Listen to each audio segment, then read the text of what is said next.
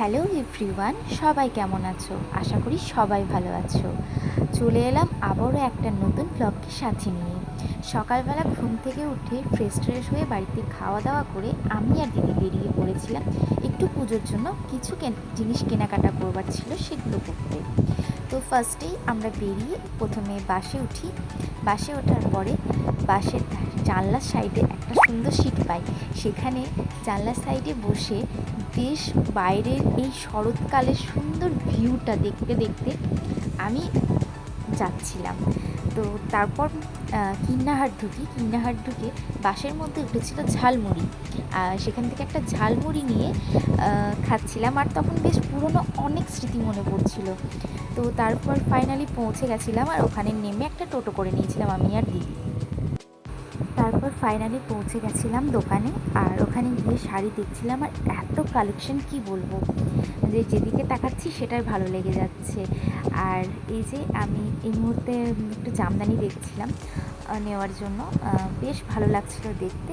তো জামদানিগুলো দেখবার পর ওখান থেকে একটা সিলেক্ট করি।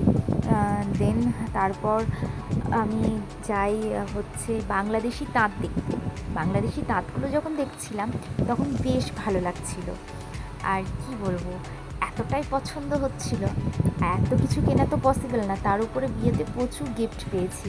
আর বেসিক্যালি আমি আমার জন্য কিছুই কিনিনি, আমি দিদির জন্য জাস্ট কয়েকটা কেনাকাটা ছিল, আর কিছু ছিল এই যে বাংলাদেশি তাঁতের কথা বললাম, এগুলো মানে ক্যামেরায় কতটা কি ভালো দেখাচ্ছে আমি বুঝতে পারবো না, কিন্তু সামনে বেশ গ্লেজি ছিল।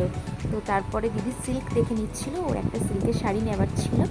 তো সব কিছু আমি দেখাতে পারছি না ব্লগে, বিকজ হচ্ছে এতটাই ভিড় ছিল, মানে আমি প্রত্যেকটা ক্লিপ নিয়েই উঠতে পারিনি। আর এই ময়ূরকণ্ঠী কালারের এই যে শাড়িটা মানে ভীষণ ভালো লাগছিলো সামনের থেকে, এতটাই সফট ছিল। কিন্তু আমি দিদিকে বারণ করলাম, না আরে এটা নিস না, বিকজ হচ্ছে তোর এত এবার এই কালারটা চলবে যে কী বলবো। এরপর আমি আর কোনো ক্লিপ নিয়ে উঠতেই পারিনি।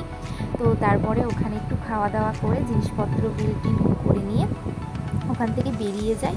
তো তারপরে আরও একটা দোকানে গেছিলাম, সেখানে কোনো কিছু নেওয়াই হয়নি ক্লিপ।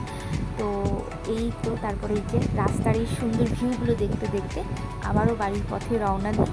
তো আজকের ব্লগটা এটুকু পর্যন্ত। সবার কেমন লাগলো জানিও, আর আমি কোথায় শপিং করতে গেছিলাম সেটা জানতে হলে অবশ্যই আমাকে কমেন্টে জানাবে, আমি অবশ্যই তোমাদেরকে রিপ্লাই করবো।